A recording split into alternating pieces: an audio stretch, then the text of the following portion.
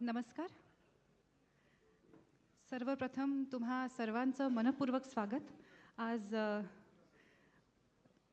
आश्चर्याची गोष्ट ही आहे की मंचावर मान्यवर नसून ते प्रेक्षकात आहेत. तर सगळ्या प्रेक्षकांमधल्या मान्यवरांचंही स्वागत आणि इथे आमंत्रित सर्व सर्व लोकांचं स्वागत. त्याचबरोबर या मुलाखतीचं थेट प्रक्षेपण जे सगळे पुणेकर बघतायत आणि लाईव्ह स्ट्रीम जे सोशल मीडियावर बघतायत त्याही सगळ्यांचं मनापासून स्वागत. आणि देवेंद्रजी, आपलंही मनापासून पुण्यात स्वागत. खूप खूप धन्यवाद. पुणेकरांच्या वतीने प्रश्न विचारायला मला सांगितलंय. खरं तर जरा धडकीच भरली आहे, कारण मी पुण्याची नसून पुण्याची सून आहे. तर सगळी सासरची मंडळी समोर जज करायला बसली आहेत असं मला वाटतंय. काही चूक भूल झाली तर आत्ताच मी आधीच माफी मागते. सगळ्यात पहिला प्रश्न हाच आहे की काय म्हणताय देवाभाऊ? देवाभाऊ काही म्हणत नाही, देवाभाऊचं काम बोलतं. वा.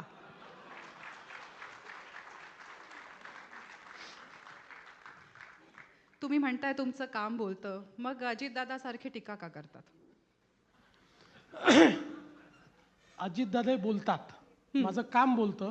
अजितदादा बोलतात. पण मला या ठिकाणी सांगितलं पाहिजे की खरं म्हणजे या निवडणुकीमध्ये आम्हाला आधी हे लक्षात आलं होतं की पुणे असेल, पिंपरी चिंचवड असेल, या ठिकाणी आम्ही युतीने लढू शकत नाही, कारण आम्ही दोन्ही स्ट्रॉंग पार्टी आहोत. BJP नंबर 1ची पार्टी आहे आमच्या. अरे जरा तुम्ही मीडियावाले बसा बाबा, खूप काही फोटो काढायची गरज नाही आहे, आम्ही नंतर देऊ फोटो तुम्हाला. शांत बसा आता बिलकुल. तर आम्ही ऑलरेडी हे ठरवलं होतं की आपण वेगवेगळे लढतो आहोत आणि मी असं सांगितलं होतं की जिथे आपण लढतो आहोत तिथे आपण मैत्रीपूर्ण लढती असं समजूया आणि एकमेकावर, एकमेकाच्या पक्षावर टीका करू नये. मी आत्तापर्यंत तो संयम पाहिला आहे. त्यांचा संयम थोडा ढळला आहे. कदाचित निवडणुकीतली परिस्थिती पाहून दादांचा संयम जरा थोडासा कमी झालेला मला वाटतोय. त्यामुळे ते बोलतायत, पण 15 तारखेनंतर नाही बोलणार. तुम्ही लोकांना जवळ आणणारे एक्सपर्ट आहात. तिथे भाऊ भाऊ तुमच्यामुळे जवळ आले आहेत, इथे भाऊ बहीण तुमच्यामुळे जवळ आले आहेत. तर राज्यात एकत्र आहात, मग या स्तरावरती दादा आणि तुम्ही एकत्र का नाही? पहिल्यांदा तर मला आनंद आहे कुठलाही परिवार जर एकत्रित येत असेल तर, आणि त्या बाबतीत मी राज ठाकरेंचे आभार मानतो की त्यांनी मला क्रेडिट दिलं एकत्रित येण्याचं. आणि ते क्रेडिट मी याकरता घेतलं की हिंदू हृदय सम्राट शिवसेना प्रमुख बाळासाहेब ठाकरेंचं जे स्वप्न होतं, ज्याकरता त्यांनी स्वतः प्रयत्न केला, पण त्यावेळी दोन भाऊ एकत्रित आले नाही, ते जर माझ्यामुळे एकत्रित येत असतील तर मला असं वाटतं की मी चांगलंच काम केलं आहे, मला त्याचा आशीर्वादच मिळेल. आता बहीण आणि भाऊ नेमके एकत्रित आले आहेत का, आणि ते माझ्यामुळे आले असतील तर तेही मला धन्यवाद देणार आहेत का, हे मला कल्पना याची नाही.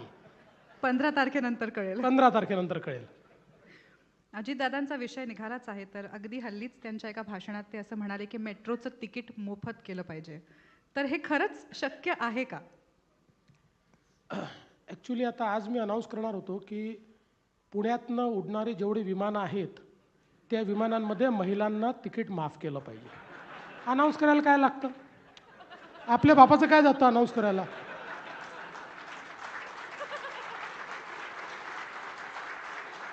असं आहे. अनेक वेळा बघा, आम्ही राजकीय क्षेत्रातले लोक आहोत. अनेक वेळा निवडणुकीच्या जिंकण्याच्या डेस्परेशनमध्ये ज्यावेळी आम्हाला माहिती असतं की निवडून येता येत नाही, अशा परिस्थितीत आम्ही काही जाहीरनामे काढतो, त्या जाहीरनाम्यांमध्ये काही म्हणतो. पण तरी माझं म्हणणं आहे किमान पब्लिकचा विश्वास बसेल अशा तरी गोष्टी म्हटल्या पाहिजे ना, म्हणजे आपण करू शकू. आता मेट्रो ही काही एकट्या राज्याची नाही आहे, मेट्रो केंद्राची देखील आहे. मेट्रोमध्ये जी मेट्रोची बॉडी असते त्याचे अध्यक्ष हे केंद्रीय सचिव असतात आणि MD हे महाराष्ट्रातले असतात. दुसरं, कुठल्याही मेट्रोला ज्यावेळेस आपण त्याचं फेअर फिक्सेशन करतो, कायद्याने त्याची फेअर फिक्सेशन कमिटी तयार झाली आहे आणि त्या फेअर फिक्सेशन कमिटीलाच ते अधिकार आहेत, कायद्याने दिले आहेत. म्हणजे उद्या माझ्या मनात आलं की तिकीट माफ करून टाकायचं आहे, तरी मला करता येत नाही. ती फेअर फिक्सेशन कमिटी सांगते इतका खर्च आहे, ऑपरेशनल तरी खर्च निघाला पाहिजे. समजा जर हा खर्च या ठिकाणी तुम्ही काढणार नसाल आणि कन्सेशन द्यायचे असतील तर तुम्ही कुठनं पैसे देणार आहे सांगा. आणि म्हणून ज्या गोष्टी आपल्या हातातच नाहीत त्या गोष्टींची आश्वासनं. आणि मी तुम्हाला एक सांगतो, मी पुणेकरांना जवळून ओळखतो. पुणेकर जे आहेत हे वेळेवर टॅक्सेस भरणारे लोक आहेत.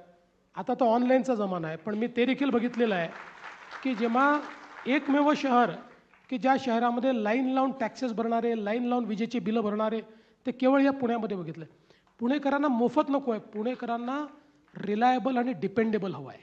पुणेकरांना उत्तम अशा प्रकारचं मेट्रोची सेवा, उत्तम अशा प्रकारची बसची सेवा हवी आहे. या सगळ्या सेवा चांगल्या झाल्या पाहिजेत, ही पुणेकरांची अपेक्षा आहे. त्याकरता जो काही मिनिमम खर्च आहे तो पुणेकर देतील. म्हणून मला असं वाटतं की म्हणजे हे जे आश्वासन आहे ते आश्वासन आहे हे पुणेकरांनी समजलं आहे. जे पूर्ण होऊ शकत नाही हे त्यांना माहिती आहे, पण पुणेकरांची त्याच्यावर नाराजी नाही, कारण त्यांना माहिती आहे की त्या ठिकाणी ते निवडून येणार नाही आहेत. तुम्ही मुंबईत मेट्रो आणली, नागपुरात आणली, पुण्यातही आणली. शहर बदललं की माणसं बदलतात, वृत्ती बदलते, थोडी थोडी कामाची पद्धत बदलते. तर ह्या तिन्ही शहरांमध्ये काय वेगवेगळे अनुभव आले हे काम करत असताना? निश्चित वेगवेगळे अनुभव होते. बघा, नागपूरची मेट्रो आणणं अतिशय सोपं होतं. त्या ठिकाणी मेट्रो आणली, एक नागपूर मेट्रो नावाची कंपनी तयार केली आणि त्यातनं त्याचं काम सुरू केलं. गडकरी साहेब होते, मी होतो, आम्ही सगळं ते काम सुरू केलं. त्यानंतर पुण्याची मेट्रो जी थोडी आमच्या आधी घोषित झाली होती, म्हणजे मोदीजींनी घोषणा केली होती की ही मेट्रो करायची आहे. पण इथे थोडा वाद चालला होता त्या संदर्भात, कारण शेवटी पुणेकर हे विचारवंत लोक आहेत आणि विचारवंतांचं एकमत करणं हा देखील एक कठीण कार्य आहे. कारण असं नाही की मी म्हणजे टीका करत नाही, पण इतक्या बारीक बारीक गोष्टींमध्ये पुणेकर जातात आणि प्रत्येक गोष्टीचे एक्सपर्ट्स इथे आहेत. त्यामुळे त्या सगळ्या एक्सपर्ट्सला कन्व्हिन्स करणं हे फार कठीण काम होतं. शेवटी एक बैठक आम्ही घेतली. गडकरी साहेब मला म्हणाले की देवेंद्र, हे असं होणार नाही, तू मुख्यमंत्री म्हणून बैठक बोलव, मी त्या बैठकीत येतो, आपण हा निर्णय करू. आणि त्या बैठकीत सगळ्यांचं म्हणणं ऐकून घेतलं आणि शेवटी आम्ही सांगितलं आता ही मेट्रो अशीच होईल, यापेक्षा वेगळी होणार नाही आणि आता मी करणार आहे. आणि मग मी ते कामही नागपूर मेट्रोला दिलं. आता नागपूर मेट्रो त्याचं नाव याकरता होतं की नागपूरला पहिल्यांदा त्यांनी काम चालू केलं म्हणून त्याच कंपनीचं नाव नागपूर मेट्रो होतं. लगेच पुण्यातले आमचे काही मित्र माझ्या अंगावर आले, बघा नागपूरला काम दिलं, हे काम होणारच नाही. मग मी देखील थोडा पुणेकरांसारखा वागलो आणि नागपूर मेट्रो या कंपनीचं नाव महामेट्रो कंपनी केलं आणि महामेट्रोला ते काम दिलं. आणि मी तुम्हाला सांगतो की एकदा काम सुरू झालं मग मात्र पुणेकरांनी इतकी त्याच्यामध्ये मदत केली, कारण शेवटी एक मेट्रो करताना किती त्रास होतो आपल्याला, पण इतकी मदत केली की देशामध्ये फास्टेस्ट मेट्रोचा रेकॉर्ड नागपूरचा होता, त्याहीपेक्षा फास्ट पुण्याची मेट्रो त्यानंतर तयार झाली. आणि मुंबई? हां, मुंबईचं तर Mumbai is a very professional city. त्यामुळे मुंबईमध्ये पब्लिकचा त्रास नसतो. मुंबईमध्ये त्रास जो असतो तो 17-18 अथॉरिटीज मुंबईमध्ये आहेत. सो एक आपल्याला जर एक आपण हिशोब बघितला तर मुंबईमध्ये जुन्या सरकारने 15 वर्षात 11 किलोमीटर मेट्रो केली होती. 11 किलोमीटरला 15 वर्ष त्यांना लागले. आणि मी जेव्हा या मेट्रोचं मुंबईच्या प्लॅनिंग केलं आणि काम सुरू केलं, 5 वर्षामध्ये 437 किलोमीटरच्या मेट्रोचं प्लॅनिंग करून काम सुरू केलं. त्यातलं जवळपास 200 किलोमीटरचं काम आता पूर्ण होत आहे. आता पुण्यानंतर आता दिल्लीनंतर सर्वात मोठा मेट्रोचा रूट हा मुंबईमध्ये आहे. मुंबईमध्ये दुसरा प्रॉब्लेम आहे. मुंबईमध्ये लोकांचा प्रॉब्लेम नव्हता, मुंबईमध्ये प्रॉब्लेम होता आमचे मित्र उद्धव ठाकरेजींचा. आमची मुंबईची जी अंडरग्राऊंड मेट्रो आहे ही फास्टेस्ट पूर्ण केली आम्ही, आणि अचानक त्यांनी त्या मेट्रोमध्ये त्या मेट्रोकरता जी काही आरेमध्ये झाडं कापायची होती त्याच्यावर त्यांनी आक्षेप घेतला. आक्षेप घेतल्यावर मी त्यांना समजवलं की बाबा, त्यांना हे दाखवलं की तुमच्याही काळात ज्यावेळेस म्हणजे मागच्याही काळात जी काही कमिटी झाली होती असं सगळ्या कमिट्यांनी हेच म्हटलेलं आहे, आपल्याला याच्याशिवाय काही दुसरा पर्याय नाही आहे. शेवटी कोर्टात गेलो, सुप्रीम कोर्टात गेलो. सुप्रीम कोर्टामध्ये गेल्यानंतर सुप्रीम कोर्टाने पहिल्यांदा परमिशन दिली. त्या परमिशनने आपण काही झाडं कापले, तिथलं काम सुरू करणार, तेवढ्यात सरकार बदललं. सरकार बदलल्याबरोबर त्यांनी त्याच्यावर स्थगिती दिली आणि स्थगिती दिल्यानंतर त्यांनी एक कमिटी तयार केली, ते मुख्यमंत्री असताना. 1.5-2 वर्ष ती कमिटी चालली. त्या कमिटीने रिपोर्ट दिला आणि त्या कमिटीने आपल्या रिपोर्टमध्ये सांगितलं की आरेची जागाच परफेक्ट जागा आहे, याशिवाय दुसरी जागा नाही आहे. याचं नाव जरी आरे असलं तरी हे रिझॉर्ट फॉरेस्ट नाही आहे, हा त्याच्या बाहेरचा भाग आहे. फॉरेस्ट आणि आरेची जी जागा जिथे आपण मेट्रो करतो आहे त्याच्यामध्ये अनेक बिल्डिंगांना त्या ठिकाणी मंजुरी केली आहे, दिलेली आहे आणि अनेक मजली बिल्डिंग्स त्या ठिकाणी उभ्या आहेत. त्यामुळे इथे करायला काही हरकत नाही. तरी त्यांनी काही त्या संदर्भात ऐकलं नाही. मग परत सुप्रीम कोर्टापर्यंत आम्ही लढलो. सुप्रीम कोर्टाने फार चांगला त्या संदर्भातला निर्णय दिलेला आहे आणि सुप्रीम कोर्टाने असं सांगितलं की या ठिकाणी जेवढी झाडं या मेट्रोकरता कापली जाणार आहेत ती सगळी झाडं त्यांच्या एंटायर लाईफस्पॅनमध्ये जेवढं कार्बन सिक्वेस्ट्रेशन करतील तेवढं ही मेट्रो 82 दिवसाच्या फेऱ्यांमध्ये करेल आणि हा रिपोर्ट लावून सुप्रीम कोर्टाने त्याला मान्यता दिली. आणि मग पुन्हा सरकार आल्यावर आम्ही सुप्रीम कोर्टाच्या त्या निकालाच्या आधारावर तिथली जी काही आहे मेट्रो म्हणजे स्थगिती हटवली. फक्त त्याचा परिणाम एवढा झाला की जी अंडरग्राऊंड मेट्रो आम्ही 3.5 वर्षात पूर्णत्वाकडे नेली होती ती 3 वर्ष लेट झाली आणि त्याची कॉस्ट केवळ या कारशेडमुळे जी थांबवून ठेवलं होतं 10,000 कोटी रुपयांनी वाढली. 10,000 कोटी म्हणजे 10,000 कोटी रुपयाचा भुर्दंड. असं आहे की पर्यावरणप्रेमी सगळेच आता आम्ही आहोत, एकही झाड कापताना आम्हालाही दुःख होतं, पण ही झाडं कापल्याशिवाय मेट्रो शेड होऊ शकत नव्हतं. आणि जर मेट्रो हे त्या झाडांपेक्षा जास्त चांगलं पर्यावरणाला सोल्युशन असेल, बरं ही झाडं कापली तर नुसती झाडं कापली का, त्याच्यात 10 पट झाडं लावली जी वाढली आहेत, ज्याचा रिपोर्ट आम्ही दिलेला आहे. आत्ताही सुप्रीम कोर्टात ज्यावेळेस आम्ही गेलो होतो त्यावेळेस सुप्रीम कोर्टाने विचारलं, त्याचा रिपोर्ट आम्ही दिला, ती झाडं मोठी झालेली आहेत त्याचे फोटोग्राफ्स आम्ही दिले. त्यामुळे मला असं वाटतं की केवळ इगो करता मुंबईमधल्या विशेषतः, पण जे आमच्या बाकी ओव्हरहेड मेट्रो होत्या त्याच्यामध्ये मात्र फार त्रास झाला नाही, कारण मी एक वॉर रूम तयार केली होती. त्या वॉर रूमच्या माध्यमातून महाराष्ट्रातले सगळे मेट्रो प्रोजेक्ट्स आम्ही मॉनिटर करायचो.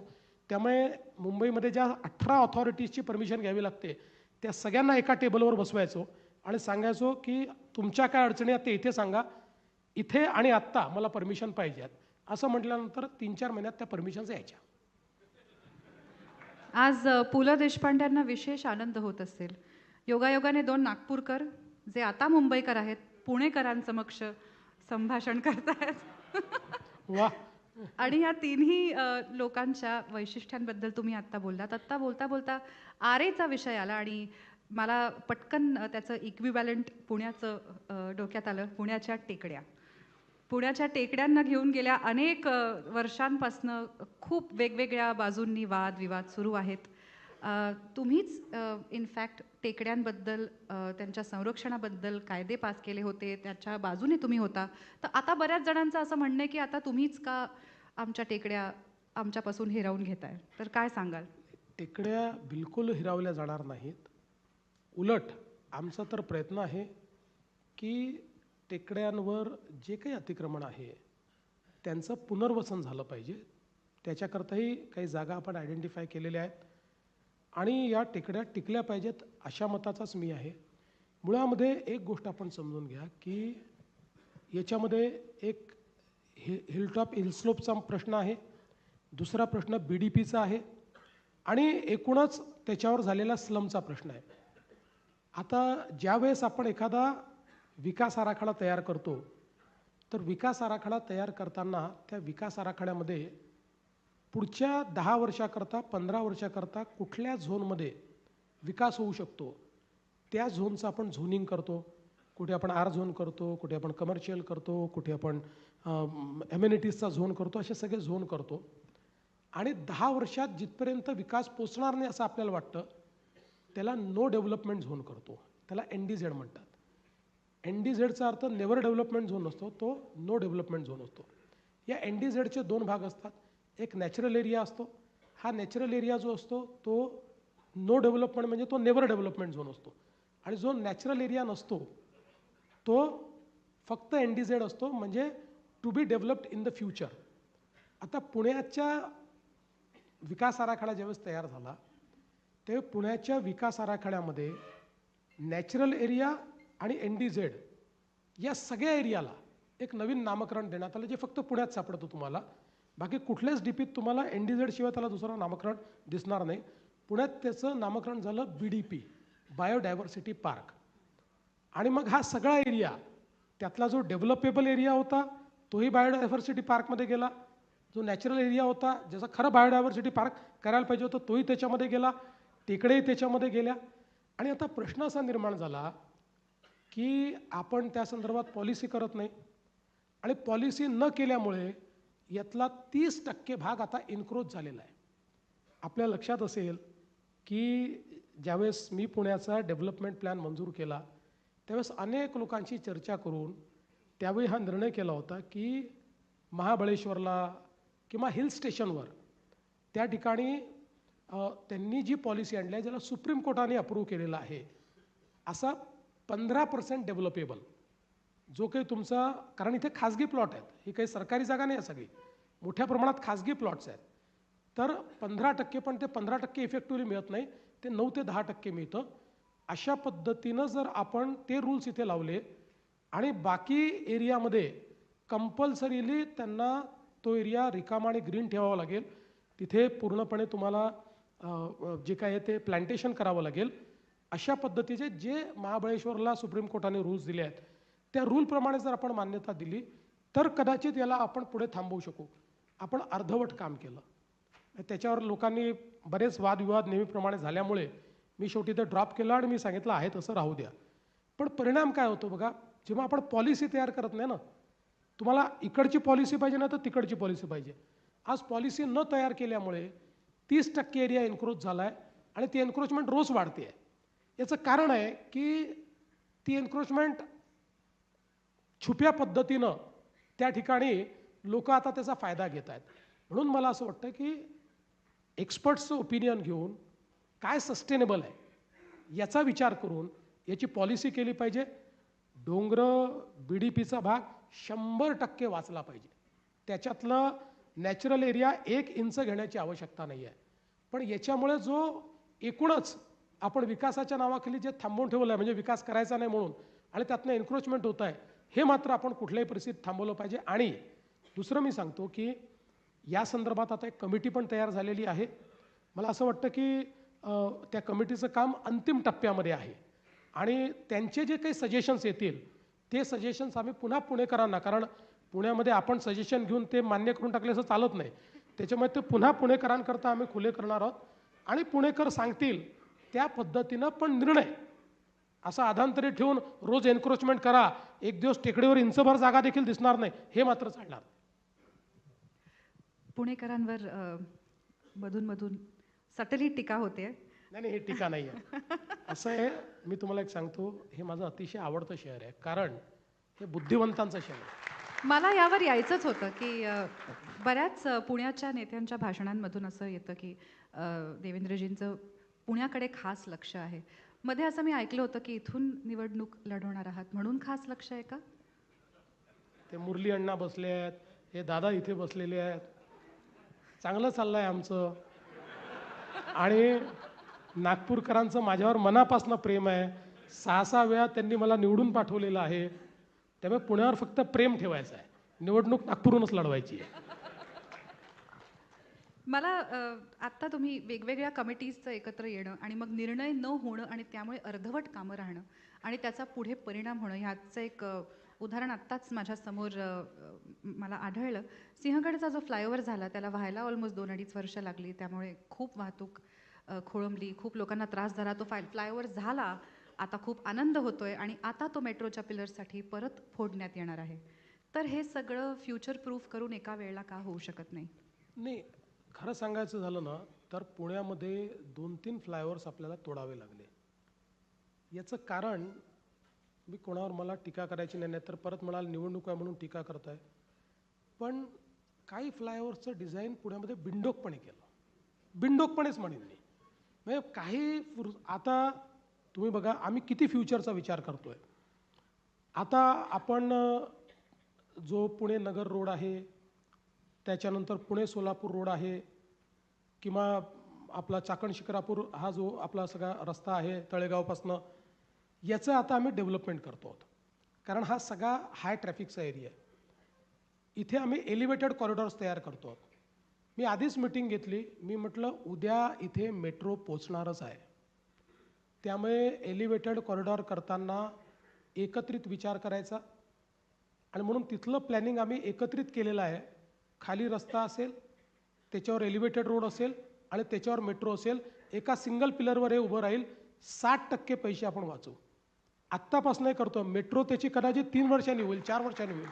पण आजच हा विचार आम्ही केल्यामुळे आता ज्यावेळेस आम्ही मेट्रोचे आराखडे तयार करून मंजुरीला पाठवू, तोपर्यंत आमचं तेवढ्या स्ट्रेंथचे पिलर उभे असतील, त्याच्यावर आमचा एलिव्हेटेड रोडही असेल, आणि जेव्हा आम्ही मेट्रो करू त्यावेळेस अतिशय फास्ट आमची मेट्रो होईल. मला असं वाटतं की अशा पद्धतीचंच प्लॅनिंग करणं हे गरजेचं आहे. आता त्या काळात ते का झालं नाही हे मला माहिती नाही. त्यांचं म्हणणं झालंय, पण त्यासाठी बंद आहे ठिकठिकाणी फ्लायओव्हर. मग हेच आधीपासनं माझा बेसिकली हाच प्रश्न होता की ह्याचा आधीपासनं विचार नाही. आता तुम्ही एकाच पिलरवर दोन्ही जाणार आहे. ओके. वाहतूक हा एक अत्यंत कठीण विषय आहे पुणेकरांसाठी. तुमच्याच एका 5 जानेवारीच्याच भाषणात तुम्ही उल्लेख केला होता की 32 प्रमुख रस्ते आहेत पुण्यात, आणि पुण्याच्या एकूण क्षेत्रफळाच्या तुलनेत मुख्य रस्ते हे 9% आहेत, जे 18 ते 20% असले पाहिजेत, आणि त्यांच्यावर 80% वाहतुकीचा भार आहे. तर हा प्रॉब्लेम कसा सोडवायचा? नाही, खरंच आहे की एकूण मोठी शहरं जर आपण बघितली तर त्याच्या तुलनेत पुणे हे 500 स्क्वेअर किलोमीटरचं शहर आहे. म्हणजे it is one of the म्हणजे बिगेस्ट अर्बन ॲग्लोमरेशन. महानगरपालिकेचं सांगतो, बाहेरचा विषयच बोलत नाही मी, अगदी पुणे महानगरपालिकेचं क्षेत्र. आणि या पुणे महानगरपालिकेच्या क्षेत्रामध्ये एकूण जी काही रस्त्यांखाली जी काही जमीन आहे किंवा जो रस्ते आपण केलेले आहेत ती फक्त 9% आहे. आणि या 9% फक्त रस्त्यांमुळे आत्ताचा जो ट्रॅफिक आहे हा त्या रस्त्यांच्या कॅरिंग कॅपॅसिटीपेक्षा खूप जास्त झालेला आहे. जसं मी उल्लेख केला त्या भाषणामध्ये की साधारणपणे जेव्हा इथला ट्रॅफिकचा सर्वे केला तर 32 आर्टेरियल रोड असे आयडेंटिफाय झाले की ज्या 32 रोडवर 80% पुण्याचा ट्रॅफिक चालतो.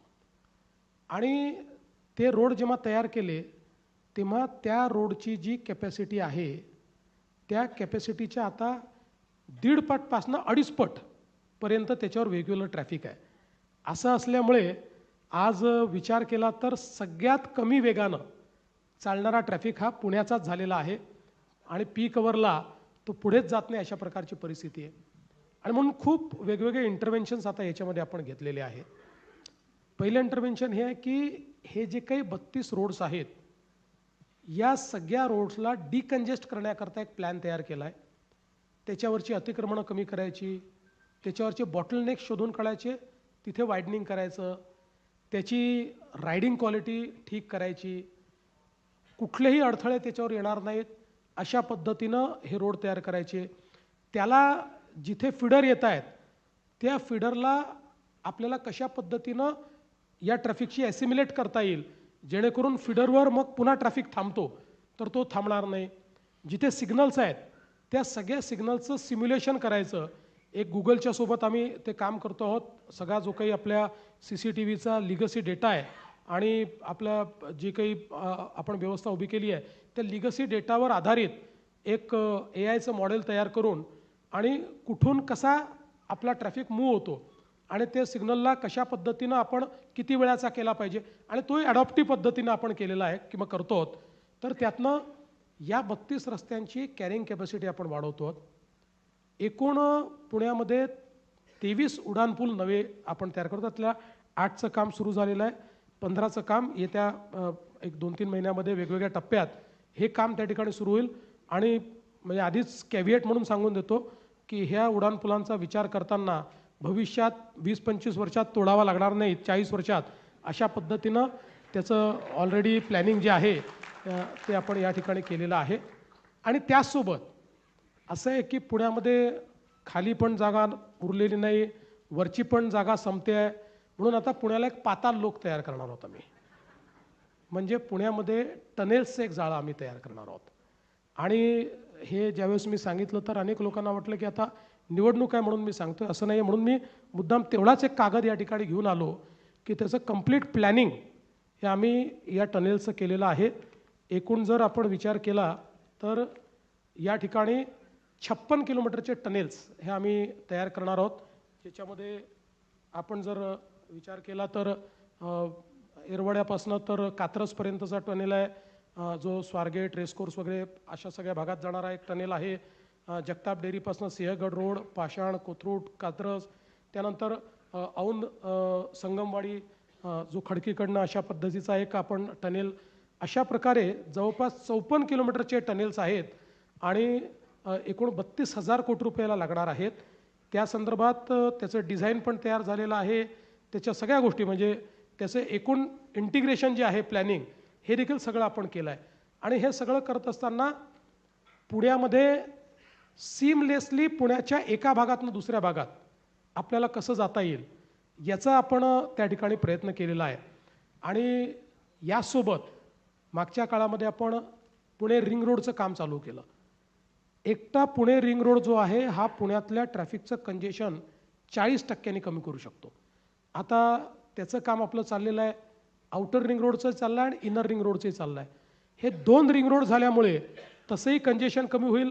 मी या ज्या तुम्हाला लिंक सांगितल्या, पुणे शिरूर, हडपसर, यवत आणि तळेगाव, चाकण शिक्रापूर, यामुळे एक प्रकारे जे आपले MIDCs आहेत किंवा इंडस्ट्रियल इस्टेट्स आहेत किंवा आपले मेजर जे काही शहर आहेत तिकडे जाणारे रस्ते, त्याच्यावरचंही जो काही लोड आहे तो आपण कमी करू.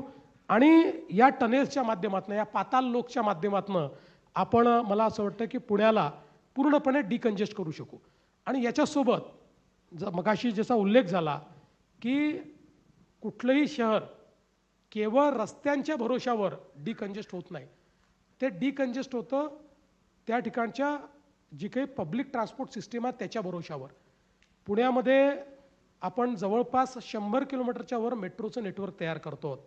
32 किलोमीटर आता झालेलं आहे, 24 किलोमीटरचं काम चाललेलं आहे. आत्ता नवीन 2 कॉरिडॉर्स आपल्याला मंजूर झाले आहेत. एक कॉरिडॉर आपण अजून तयार करून आता त्या ठिकाणी पाठवतो आहोत. त्यामुळे या सगळ्या कॉरिडॉरचं काम झाल्यानंतर एकीकडे 100 किलोमीटरचं मेट्रो नेटवर्क आणि मागच्या काळात पुण्यामध्ये आम्ही 1000 इलेक्ट्रिक बसेस घेतल्या आणि पुण्यामध्ये काही छोट्या बसेस देखील घेतल्या. आमची ही जी बसेसची संख्या आहे ही आम्हाला 1000वरनं 5000वर न्यायची आहे. 5000 EV बसेस या पुण्यामध्ये आपल्याला घ्यायच्या आहेत, जेणेकरून एक एंड टू एंड अशा पद्धतीचं आपण इंटिग्रेशन तयार करू शकू की कुठल्याही व्यक्तीला कुठूनही कुठे जायचं असेल तर 300 मीटरमध्ये त्याला कुठलं ना कुठलं पब्लिक ट्रान्सपोर्ट मिळालं पाहिजे आणि तो आपल्या गंतव्यापर्यंत पोहोचला पाहिजे.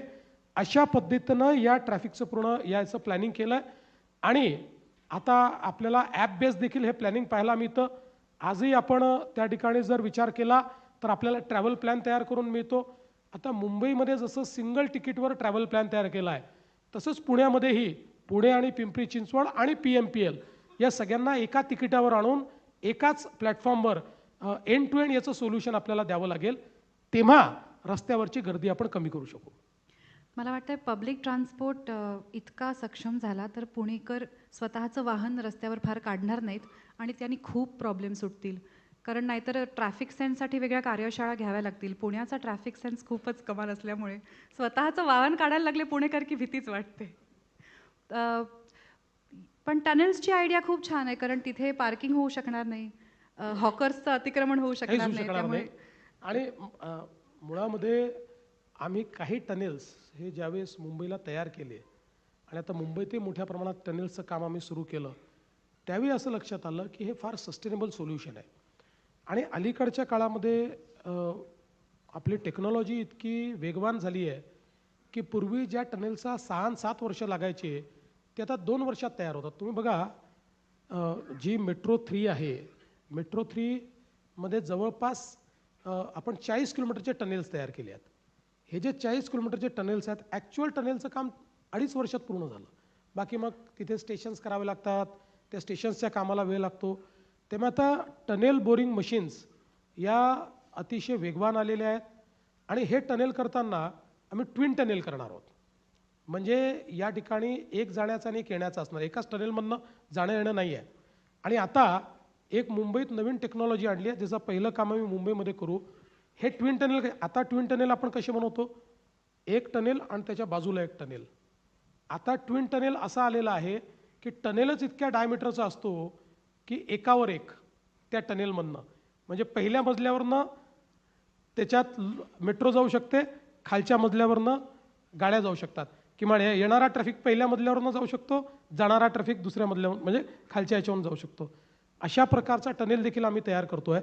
त्यामुळे ही जी काही नवीन टेक्नॉलॉजी आहे त्याचा उपयोग करून आपल्याला शहर पूर्णपणे डिकंजेस्ट करता येईल. वाहतुकीबरोबरच पुण्याचा अजून एक खूप मोठा प्रॉब्लेम हा पाण्याचा प्रॉब्लेम आहे. आणि तुम्ही 24/7 समान पाणी पुरवठा या योजनेचा उल्लेख तुमच्या भाषणात केला आहे. पण आत्ता शहरात 40% पाणी गळतीचं एक ब्लॅक होल सुद्धा आहे. सो एकीकडे पाणी मिळतंय, दुसरीकडे जिथे बऱ्यापैकी IT झोन्स आहेत तिथे कोडर्सना 2 मिनटं उसंत मिळाली की टँकर्सना बोलवावं लागतं, अशी ही परिस्थिती आहे. आणि पाण्याशी रिलेटेड प्रोजेक्ट मॅनेजमेंट हा तुमचा अगदी अभ्यासाचा विषय आहे. तर हा प्रॉब्लेम कसा सॉल्व्ह करायचा? मला असं वाटतं की हे खरंच आहे. पुण्यावर नेहमी हा आरोप होतो की लोकसंख्येच्या तुलनेमध्ये पुणे खूप जास्त रॉ वॉटर घेतं. आपला जो काही नागरी भागाकरता 155 लिटर प्रति व्यक्ती हे नॉर्म्स आहेत, त्याच्यापेक्षा कितीतरी जास्त रॉ वॉटर पुणे घेतं आणि तरी पुण्यामध्ये पाण्याची टंचाई आहे. याचं सरळ कारण असं आहे की याच्यामध्ये गळती आहे, याच्यामध्ये काही अजून बाकी इतर बाबी असतील. आणि म्हणूनच मागच्या काळामध्ये आम्ही महानगरपालिकेच्या माध्यमातून या ठिकाणी एक समान पाणीपुरवठा वितरण योजना तयार केली. आणि या योजनेचं जे काही त्या ठिकाणी ध्येय आहे ते हेच आहे की जो काही पाणीपुरवठा आहे तो पूर्णपणे अकाउंटेबल करायचा. जुन्या लाईन्स बदलायच्या, नवीन लाईन्स टाकायच्या, प्रेशर मेंटेन करायचं, वितरण पद्धतीमध्ये मोठ्या प्रमाणात बदल करायचे, जे काही बल्क वॉटर आहे त्याचा हिशोब ठेवायचा, वॉटर अकाउंटिंग करायचं. याचा पहिला प्रयोग ॲक्च्युली नागपूरमध्ये झाला आणि नागपूरमध्ये त्याला 24/7 नाव होतं आणि नागपूरमध्ये तो खूप यशस्वी झाला. आता पुण्यातही मला असं वाटतं की जवळपास 60% ते काम पूर्ण झालं आहे, 60 ते 65%, आणि उरलेलं कामही आता पूर्णत्वास जात आहे. अनुभवातनं मी सांगतो की हे काम पूर्ण झाल्यानंतर पाण्याची रिलायबिलिटी वाढते, पाण्याची अकाउंटेबिलिटी वाढते, पाण्याचा फोर्स वाढतो आणि त्यातनं पाण्याची इकॉनॉमी देखील चांगली होते. आणि पुण्यामध्येही आता ज्या भागामध्ये या योजनेचं काम झालेलं आहे तिथला अनुभव तसाच आहे. एकदा हे पूर्ण झाल्यानंतर आपण मोठ्या प्रमाणात जे काही पाणी ते वाचवू शकू. आणि तुम्ही जसं सांगितलं, आता हा काहीसा पिंपरी चिंचवड किंवा त्याच्या बाहेरचा जो भाग आहे या भागामध्ये देखील आपल्याला अशा प्रकारच्या काही ज्या सोसायट्याज आहेत त्या ठिकाणी आजही टँकरनी पाणी पुरवठा होताना पाहायला मिळतो. पण आता पुण्याकरता, पुण्यात आलेल्या 32 गावांकरता, जुन्या आलेल्या गावांकरता आणि पिंपरी चिंचवडकरताही पाणी पुरवठ्याच्या नवीन योजनाचं काम चाललेलं आहे. या योजना पूर्ण झाल्यानंतर या सगळ्या भागामध्ये नीट पाणी राहील. सध्या तरी पुण्याला पाण्याची कमतरता असणार नाही, पण पुढच्या काळामध्ये पुण्याकरता नवीन सोर्स हा आम्हाला बघावाच लागेल. कारण पुण्याची लोकसंख्या ज्या पद्धतीने वाढते आहे, हे फास्टेस्ट ग्रोईंग ॲग्लोमरेशन आहे, फास्टेस्ट ग्रोईंग सिटी आहे. आणि पुढच्याही काळामध्ये आता हा जो काही रिंग रोड होतो आहे ना, या रिंग रोडमुळे, म्हणजे मी जेव्हा हा रिंग रोड करायला घेतला त्यावेळी एक साधारणपणे स्टडी केला, तर तो स्टडी केल्यानंतर माझ्या असं लक्षात आलं की हा रिंग रोड केल्यामुळे जी या ठिकाणी ग्रोथ होणार आहे ती जर आपण मॉनिटाईज केली तर 2.5 लाख कोटी रुपयाची वेल्थ तयार होणार आहे. 2.5 लाख कोटी रुपयाची. म्हणजे याचा अर्थ असा आहे की खूप मोठ्या प्रमाणात गुंतवणूक होणार आहे, रोजगाराची निर्मिती होणार आहे आणि त्यातनं अर्थातच पुण्याची पॉप्युलेशन देखील वाढणार आहे. आणि म्हणून त्याचा विचार करता काही नवीन सोर्सेसचा विचार करावा लागेल. दुसरं, जे काही सांडपाणी आहे त्याच्या पुनर्वापराचा आपल्याला विचार करावा लागेल. आपल्याला रॉ वॉटर जे आहे ते कमी कसं करता येईल त्याचा विचार आपल्याला करावा लागेल. अशा अनेक गोष्टी या पुढच्या काळात आपल्याला कराव्या लागतील. त्यामुळे आता पुण्याकरता नवीन सोर्सेस तयार करणं ही देखील आता आमचं एक प्रकारे काम आहे.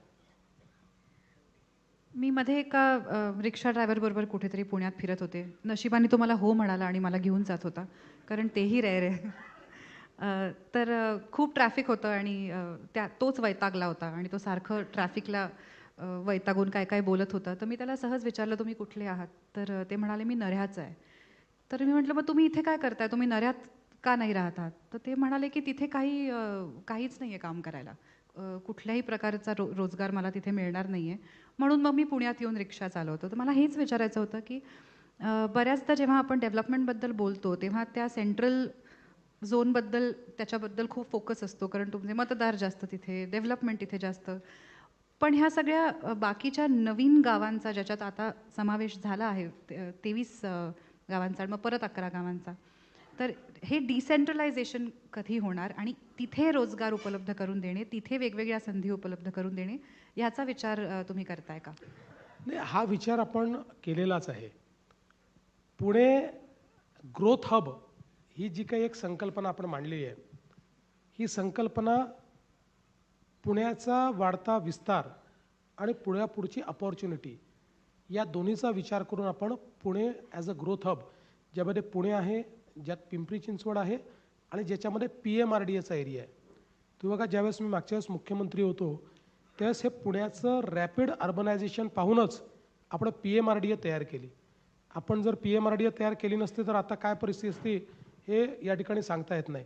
पण आता PMRDA आणि हा सगळं जे क्षेत्र आहे याचा एकात्मिक विचार करून पुण्याला आपल्याला ग्रोथ हब तयार करायचा आहे.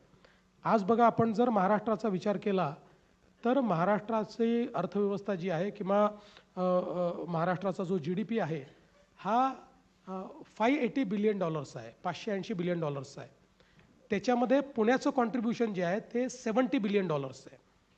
म्हणजे मोठं कॉन्ट्रीब्युशन करणारं पुणे आहे. पण पुण्याचं पोटेन्शियल किती आहे? तर पुण्याचं पोटेन्शियल हे जवळपास $280 बिलियन पर्यंत एकट्या पुण्याचं पोटेन्शियल आहे की पुणे एवढं कॉन्ट्रीब्यूट करू शकतं. आणि म्हणून हे जे जवळपास 4 पट जे कॉन्ट्रीब्युशन पुणे करू शकतं, या दृष्टीने पुण्याला कसं विकसित करायचं, त्या पद्धतीचं इन्फ्रास्ट्रक्चर, त्या पद्धतीचं टाउन प्लॅनिंग, या सगळ्या गोष्टी आता आपण हातामध्ये घेतल्या आहेत. आणि ग्रोथ हब ज्यावेळेस आपण विचार करतो, आजही बघा, एक मागची वेव होती ही IT ची वेव होती. IT च्या वेवमध्ये पुण्याने तुलनेनं बरं काम केलं. खूप चांगलं मी म्हणणार नाही, पण तुलनेनं पुण्यानं चांगलं काम केलं. आपल्याला याहीपेक्षा जास्त स्कोप होता. हैदराबाद असेल किंवा बंगलोर असेल, काही ना काही प्रमाणात मुंबईने मोठा लॉस केला आणि थोडा पुण्याने केला. पण आता नवीन वेव आहे, ती वेव IT ची नाही, ती आता GCCची वेव आहे. आणि ग्लोबल कॅपॅबिलिटी सेंटरची जी वेव आहे याच्यामध्ये मात्र पुणे मागे राहणार नाही. कारण आत्ताच गेल्या 2-3 वर्षातला जर आपण विचार केला तर Pune accounts for 25% of the GCCs which have come to India.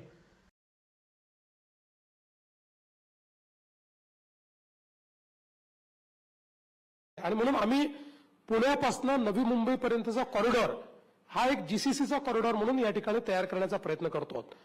आणि मला असं वाटतं की या दृष्टीने इतक्या मोठ्या प्रमाणात जॉब्स या ठिकाणी तयार होतील आणि हे सगळे जॉब्स या वाढत्या एरियातच तयार होतील. कारण आता आपण प्लॅनिंग करतो, जसं मी तुम्हाला एक उदाहरण सांगतो की आपण ज्यावेळेस PMRDA क्षेत्राचं पहिल्यांदा प्लॅनिंग केलं त्यावेळेस सुवर्ण जोरांग सारखी जी सिंगापूर प्लॅनिंग अथॉरिटी आहे त्याला आपण आणून त्याचं प्लॅनिंग केलं. अर्थात उद्धवजीचं सरकार आल्यानंतर त्यांनी तर रद्द केलं, मग काहीतरी वेगळा प्लॅन तयार केला. मग आता पुन्हा शिंदेजींशी मी बोललो आणि आम्ही तो प्लॅन रद्द केला. आता पुन्हा जो जुरांगचा प्लॅन आहे त्याच्यावर आम्ही नव्याने आता तो प्लॅन आताच्या परिस्थितीमध्ये आताच्या ELU प्रमाणे आम्ही तो तयार करतो. तर आता पुण्यामध्ये एक सस्टेन अशा पद्धतीनं प्लॅनिंग आणि इन्व्हेस्टमेंटची स्ट्रॅटेजी केली आहे. म्हणजे मी तुम्हाला सांगू इच्छितो की हे तर 32,000 कोटी रुपये वेगळे, पण आता पुढच्या 5 वर्षामध्ये पुणे महानगरपालिकेच्या वतीनं जी आपण इन्व्हेस्टमेंट करणार आहोत ती देखील 44,000 कोटी रुपयाची आहे. 44,000 करोड, म्हणजे जी मेट्रोपेक्षा अजून वेगळी आहे, जी विविध क्षेत्रामध्ये आपण करतोय. त्यामुळे आताचा आपला जो अप्रोच आहे हा कोणीतरी नगरसेवक सांगतो म्हणून हे काम कर, कोणीतरी मुख्यमंत्री सांगतो म्हणून ते काम कर, आमदार सांगतो म्हणून हे काम कर, असं नाही आहे. तर एक पूर्ण आपण इन्व्हेस्टमेंटचा प्रोग्राम तयार केला, त्याचा इन्व्हेस्टमेंटचा प्लॅन तयार केला, त्याचे रिसोर्सेस आपण आयडेंटिफाय केले आणि 2030 सालापर्यंत पुढच्या 5 वर्षामध्ये हे 44,000 कोटी रुपये आपण इन्व्हेस्ट केल्यानंतर एक चांगली सस्टेनेबल सिटी म्हणून पुण्याकडे आपल्याला पाहता येईल. मध्ये एकदा मी माझ्या एका मित्राकडे गेले आणि दिवाळीचं सगळं डेकोरेशन पाहिलं आणि किल्ला दिसला नाही. तर मी त्याला विचारलं, किल्ला का नाही रे बाबा केला? तर तो म्हणाला, मी केला होता, तो आता रिडेव्हलपमेंटला गेलाय. तर पुण्यात जवळपास प्रत्येक गल्लीत एक बिल्डिंग रिडेव्हलप होते. त्याने 2-3 वेगवेगळे प्रॉब्लेम्स निर्माण झालेत. मी पुन्हा एकदा ते सांगते पुणेकरांसमोर. एक म्हणजे प्रचंड धूळ, त्याच्यामुळे वाढत जाणारा AQI, ज्याचा आपल्या सगळ्यांनाच त्रास होतोय, आवाज, वेगवेगळ्या प्रकारचं प्रदूषण. आणि ज्या ठिकाणी बंगल्यात किंवा सोसायटीजमध्ये 5, 10, 15 कुटुंब राहत होती, तिथे आता 16 मजल्यांच्या इमारती उभ्या राहणार आहेत. तेवढ्या सगळ्या लोकांची कॅरिंग कॅपॅसिटी त्या रस्त्याकडे, त्यांच्या सुवेजकडे, पाणी पुरवठ्याकडे आहे का? ह्या सगळ्या गोष्टींचा विचार पुणेकर तर करतायतच, तुम्ही करताय का आणि काय काय उपाय आहेत? नाही, निश्चित आपण त्याचा विचार करतोय. कारण तुम्ही म्हणता ते खरं आहे. आज आपल्या शहरांमध्ये आपल्याला पर्यावरणाचा विचार करणं हे फार गरजेचं आहे. आणि पुण्याचा एअर क्वालिटी इंडेक्स जो आहे तो अतिशय चिंताजनक झालेला आहे, यात काही दुमत नाही. पण एअर क्वालिटी इंडेक्स जर आपल्याला चांगला करायचा असेल तर त्याला एक 360 डिग्री सर्क्युलर इकॉनॉमीचा अप्रोच लागतो, ज्यामध्ये water quality, air quality, solid waste management या सगळ्या गोष्टी अंतर्भूत करून आपल्याला त्या गोष्टी कराव्या लागतात. आता पुणे महानगरपालिकेने एक क्लायमेट ऍक्शन प्लॅन हातामध्ये घेतलेला आहे. पिंपरी चिंचवडने देखील तो केलेला आहे. पुण्याच्या क्लायमेट ऍक्शन प्लॅनमध्ये आता याच वर्षी जवळपास 230 कोटी रुपये ते या क्लायमेट ऍक्शन प्लॅनचा भाग म्हणून करतायत. पण हा मोठा क्लायमेट ऍक्शन प्लॅन आहे. आता काही पुण्याचे जे काही इंटरव्हेन्शन्स आहेत, हे इंटरव्हेन्शन्स निश्चितपणे मला असं वाटतं की पुण्याला त्या ठिकाणी चांगलं करतील. उदाहरणादाखल आता पुण्यामध्ये जवळपास 1100 MLD जे सिवेज हे आपल्या नदीमध्ये जातं आणि आपल्या वॉटर क्वालिटीला प्रदूषित करतं, त्याच्यातनं आपली एअर क्वालिटी प्रदूषित होते आणि क्वालिटी ऑफ लाईफ त्याच्यामुळे अफेक्ट होतं. मागच्या काळामध्ये आपण नदी सुधार कार्यक्रम हातामध्ये घेतला आणि मोठ्या प्रमाणात STPची निर्मिती सुरू केली. आता जवळपास पुढच्या वर्षीच्या जूनपर्यंत यातला मेजर पोर्शन हा आपण पूर्ण करू. आणि मग आज जे काही अनट्रीटेड सिवेज हे सगळं आपल्या नदीमध्ये चाललंय, नाल्यांमध्ये चाललंय, वेगवेगळ्या इंटरसेप्टर्समध्ये चाललेलं आहे. हे जवळपास मॅक्सिमम आपण ट्रीट करून त्याच्यामध्ये टाकू. थोडंसं त्याही नंतर राहील, त्याचे अजून काही प्रोजेक्ट हातामध्ये घेतले आहेत, ते पूर्ण व्हायला अजून पुढचे 2 वर्ष लागणार आहेत. पण याच्यामुळे आपण जो काही वॉटर क्वालिटी आहे ती वॉटर क्वालिटी आपण सुधारू शकू आणि त्यातनं आपण या प्रदूषणावर मोठ्या प्रमाणात काम करू शकू. दुसरं आहे घनकचऱ्याचं व्यवस्थापन. कारण आपल्याकडे आपण बघा वर्षानुवर्ष डम्पिंग करत राहिलो. सगळ्यात जास्त ग्रीन हाऊस गॅसेस हे डम्पयार्ड्स त्या ठिकाणी त्याचं एमिशन करतात आणि इतक्या मोठ्या प्रमाणात आपण डम्पिंग करत राहिलो. पण आता जेव्हापासनं मोदीजींनी स्वच्छ भारत योजना सुरू केली आणि जसं आपल्याला नदी सुधार कार्यक्रमात जायकाच्या माध्यमातून 2000 कोटी रुपये मिळाले, तसंच मोदीजींनी आपल्याला या सगळ्या स्वच्छ भारत योजनेमध्ये मोठ्या प्रमाणात निधी दिला. आणि आज त्याच्यातनं पहिलं काम काय होतंय तर सगळे जे डम्पयार्ड आहेत यातली लिगसी वेस्ट जी आहे त्याचं बायोमायनिंग करायचं, त्याचं कॅपिंग करायचं आणि ती जागा रिक्लेम करायची. म्हणजे जो काही पोटेन्शियल बॉम्ब तिथे आहे, आज फॉर्च्युनेटली टेक्नॉलॉजीजमुळे गडकरी साहेबांचं एक फार आवडतं वाक्य आहे की nothing is waste, everything is wealth. Circular इकॉनॉमीचं हेच तत्व आहे. त्यामुळे ही लिगसी वेस्ट जी आहे ही पण आता आपल्याला त्या ठिकाणी वेल्थमध्ये कन्व्हर्ट करता येते. त्यामुळे त्याचं काम चाललेलं आहे. 1 वर्षामध्ये पुण्याचे जेवढे डम्पयार्ड्स आहेत जुने, त्या सगळ्या डम्पयार्डचं कॅपिंग आणि त्या ठिकाणचं बायोमायनिंग हे आपण पूर्ण करणार आहोत. पुढच्या काळामध्ये डम्पिंग करावं लागू नये म्हणून आपण काही व्यवस्थाही केल्या आहेत. कचऱ्याचा वेल्थमध्ये कन्वर्ट करण्याकरता कचऱ्यापासून विद्युत निर्मितीचा प्रकल्प या ठिकाणी झालेला आहे, काही पेलेट्सचा प्रकल्प देखील या ठिकाणी झालेला आहे. आणि आता दुसऱ्या टप्प्यामध्ये ही जी काही कॅपॅसिटी आहे पुण्याची ती अजून 700 टनांनी आपण वाढवतो. अजून 700 टन्स पुण्यामध्ये सॉलिड वेस्टचं जे काही डिस्पोजल आहे हे सायंटिफिक पद्धतीने करण्याकरता ती कॅपॅसिटी आपण उभी करतो. ही कॅपॅसिटी उभी राहिल्यानंतर साधारणपणे डम्पिंगची आवश्यकता पडणार नाही. साधारण याचं तत्व असं आहे की 7 दिवसाचा कचरा हा, कारण ते कचरा रॉ मटेरियल आहे या सगळ्या व्यवस्थेचं, म्हणून केवळ 7 दिवसाचा कचरा त्या ठिकाणी ठेवायचा, बाकी कचरा त्यामुळे वास संपून जातो. दुसरं असं आहे की कचरा उचलणे. या कचरा उचलण्यामध्ये जे ट्रान्सफर स्टेशन्स आहेत ह्या ट्रान्सफर स्टेशन्समुळे एक मोठं प्रदूषण एअर पोल्युशन जे आहे हे एअर पोल्युशन होतं. ते ट्रान्सफर स्टेशन्स हे सगळे ऑटोमॅटिक कसे होतील, ते सगळे मेकनाइज कसे होतील, या दृष्टीने एक इनिशिएटिव्ह पुण्यामध्ये घेतलेला आहे.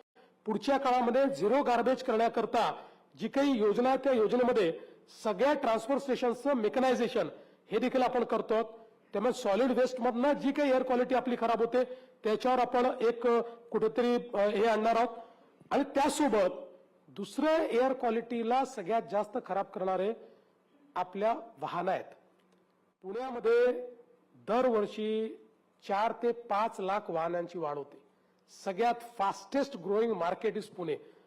पण त्याचं उत्तर पब्लिक ट्रान्सपोर्ट आहे. दुसरं, आज फॉर्च्युनेटली म्हणजे पुणेकर हे तसं एखादी गोष्ट फास्ट अडॉप्ट करतात. आज आपण जर टू व्हीलरचा विचार केला तर सगळ्यात जास्त टू व्हीलर पुण्यामध्ये ईव्ही होत आहेत. आता नवीन टू व्हीलर जे लोक घेतात ते ईव्ही घ्यायला लागलेले आहेत. आता हळूहळू आपण ईव्ही कारचं मार्केट, महिंद्राने खूप सुंदर कार काढल्या, म्हणजे मी तर असं म्हणेन की गरिबाची टेस्ला आहे ती महिंद्राची कार. इतकी चांगली कार त्यांनी त्या ठिकाणी काढलेली, अनेक कंपन्यांनी काढलेल्या आहेत. त्यामुळे हळूहळू आपल्याला आपलं जे व्हेकल्स आहेत या पण ईव्ही कडे न्यावे लागतील. आणि पब्लिक ट्रान्सपोर्ट हा आपण मेट्रो केल्यानंतर, आणि म्हणून गेल्या 4-5 वर्षात सातत्याने मी आज जोर दिला, पुणे असो किंवा कुठलंही शहर असो, इथे डिझेलच्या बसेस घ्यायच्या नाहीत, पेट्रोलच्या बसेस घ्यायच्या नाहीत. सीएनजी असेल तर सीएनजी वर चालवा आणि नाही तर इलेक्ट्रिक बसेस घ्यायच्या. आणि आता मोठ्या प्रमाणात केंद्र सरकारी आपल्याला इलेक्ट्रिक बसेस देते आहे. मला वाटतं पुण्याला आताच मुरली अण्णा सांगतील 1000 इलेक्ट्रिक बसेस आता केंद्र सरकारने आता नुकतेच पुण्याला दिलेल्या आहेत. त्यामुळे हे ज्यावेळेस पब्लिक ट्रान्सपोर्ट म्हणजे वी आर द बिगेस्ट पोल्युटर, हे सगळं पब्लिक ट्रान्सपोर्ट हे बिगेस्ट पोल्युटर आहे. हे सगळं ज्यावेळी आपण ईव्हीवर नेऊ किंवा अल्टरनेट फ्युएलवर नेऊ त्यावेळी पुन्हा एकदा हे जे काही प्रदूषण आहे हे प्रदूषण कमी येईल. आणि मग चौथा मुद्दा जो महत्वाचा तुम्ही मांडला, आता नव्याने आपण कन्स्ट्रक्शन करता एसओपीज तयार करतो. कारण हे खरंच आहे की पुणे रिडेव्हलप होणारच आहे. जुनं पुणे आहे त्या पुण्यामध्ये रिडेव्हलपमेंट होणार आहे आणि 30, 40, 50 वर्षानंतर ती आपली गरजही बदलते. या रिडेव्हलपमेंट करता आता कन्स्ट्रक्शनचे काही नॉर्म्स आपण तयार करतो, काही आहेत पण काही एसओपी नव्याने तयार करतो की ज्या ग्लोबली अप्रूव्ड अशा प्रकारच्या एसओपीज आहेत. त्या एसओपीच्या वापराशिवाय तुम्हाला कन्स्ट्रक्शन करता येणार नाही. म्हणजे जसं आता आपण वेगवेगळ्या परमिशन्स घेतो तशी तुम्हाला तेही एक कंप्लायन्स करावा लागेल. आणि ते जर केलं तर उडणारी धूळ किंवा त्यातनं तयार होणारं प्रदूषण, त्यातनं खराब होणारी एअर क्वालिटी ही देखील आपल्याला ठीक ठेवता येईल. असा एक मल्टीप्रॉंग अप्रोच त्याच्यामध्ये आपण घेतलाय की ज्यातनं ही पुण्याची एअर क्वालिटी. आणि म्हणून मी म्हटलं की पुढचे 5 वर्ष आता जी इन्व्हेस्टमेंट आहे ही सस्टेनेबल इन्व्हेस्टमेंट करायची आहे आणि क्लायमेट प्रूफ अशा पद्धतीनं आपल्याला किंवा क्लायमेटचं संवर्धन करणारी अशा प्रकारचीच इन्व्हेस्टमेंट करायची. पुण्याला संस्कृतीचं माहेरघर म्हणतात आणि इथे कलेला खूप महत्व आहे. तर त्या अनुषंगाने 2-3 प्रश्न आहेत माझ्या मनात. कुठल्याही प्रकारचे विकासाचे जे प्रॉमिसेस किंवा आता प्रचार सुरू आहे तर याबद्दल बोलणं सुरूच असतं, या सुविधा मिळतील, असं होईल तसं होईल. यात कोणीही पुण्याच्या सांस्कृतिक अँगलकडे बघत नाही. अजूनही पिंपळे निलख मधला आमचा प्रेक्षक बालगंधर्वला येऊन नाटक बघतो.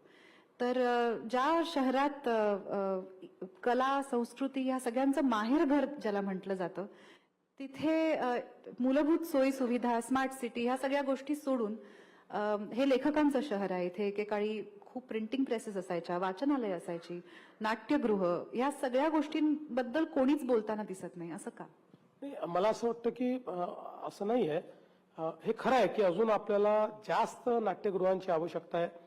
पण आपण पुणेही बघितलं असेल किंवा पिंपरी चिंचवड बघितलं असेल, मागच्या काळांमध्ये ज्या ॲम्युनिटीज आपण तयार केल्या त्या ॲम्युनिटीजमधनं काही नवीन नाट्यगृह, काही सभागृह हे या ठिकाणी तयार झालेले आहेत.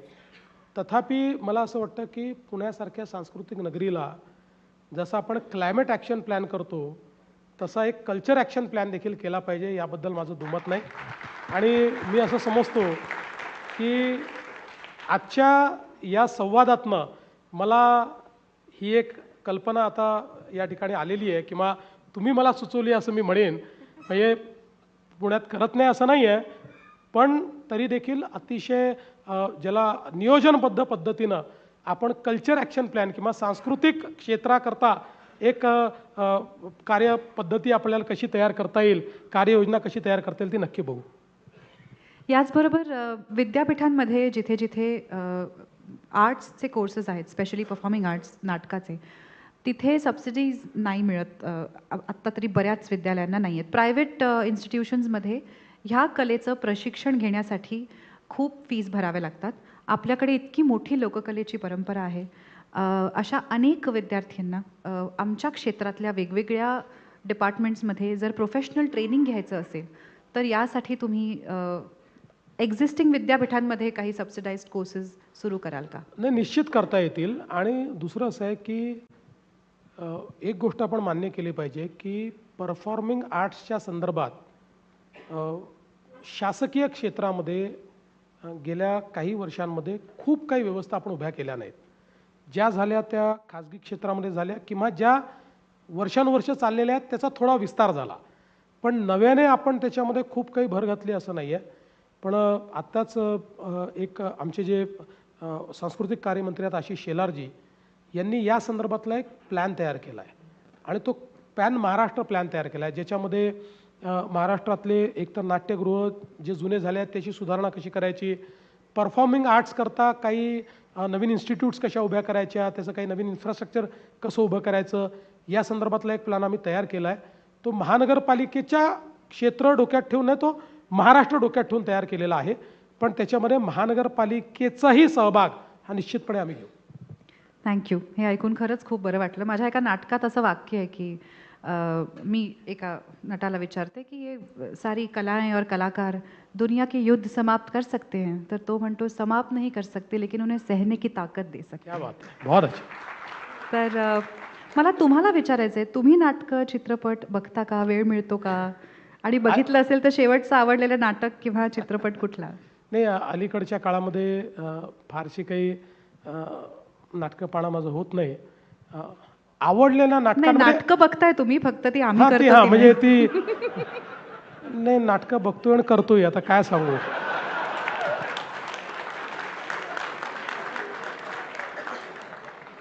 पण मला सांगतो की म्हणजे पूर्वी खूप नाटकं बघायचो आणि म्हणजे मला आवडलेल्या नाटकांपैकी मी काही फार सिरियस माणूस नाही आहे. मला थोडं त्यामुळे सही रे सही जे नाटक होतं ते मला खूप आवडलं होतं. ते अजून माझ्या मनामध्ये नेहमी असतं, अजूनही पाहायची ती इच्छा होते.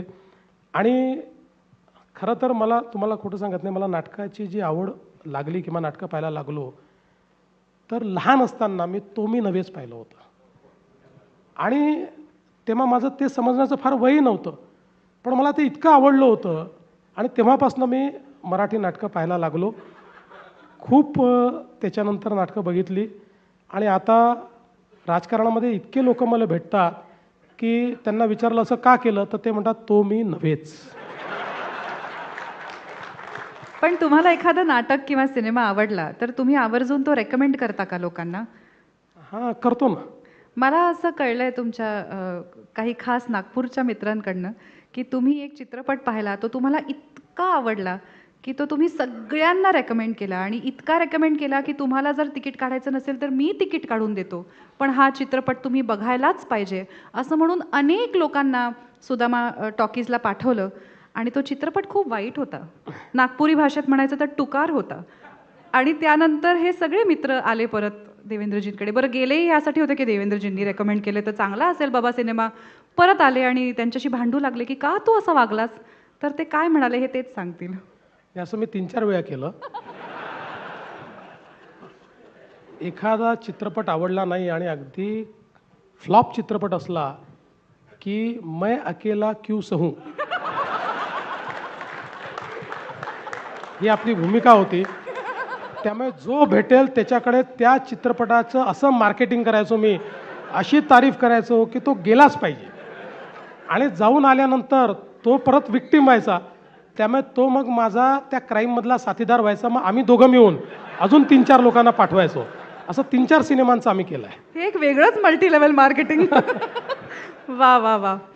चित्रपटांचा विषय निघाला आहे तर एक गोष्ट मी विचारल्याशिवाय खरंच राहू शकणार नाही. माझ्या इंडस्ट्रीतले सगळ्यांना मला उद्या तोंड दाखवायचं आहे. हल्लीच एका चित्रपटाच्या बाबतीत हे झालं होतं. एका नावावरून वाद झाला आणि त्या चित्रपटाला सेन्सॉर बोर्डचं सर्टिफिकेशन होतं. त्या नावावरून जी याचिका दाखल केली होती ती फेटाळून लावलेली होती. त्याची कोर्टाची ऑर्डर होती. असं असून सुद्धा त्या चित्रपटाला नाव बदलावं लागलं. हे फक्त ह्यासाठी झालं की काही फ्रिंज एलिमेंट्स तिथे येऊन नॅशनल टी व्हीवरती त्यापैकी एका व्यक्तीने असं सांगितलं होतं की सेन्सर बोर्ड काही देव नाही. तर जर शासनाच्या परव्ह्यूखाली येणाऱ्या एका संस्थेनी आम्हाला सर्टिफाय केलं असेल, कोर्टाची ऑर्डर असेल, तर मग आम्ही कोणाकडे जायचं अशा वेळेला? नाही, तुम्ही आमच्याकडेच या, कोणा दुसऱ्याकडे जाऊच नका.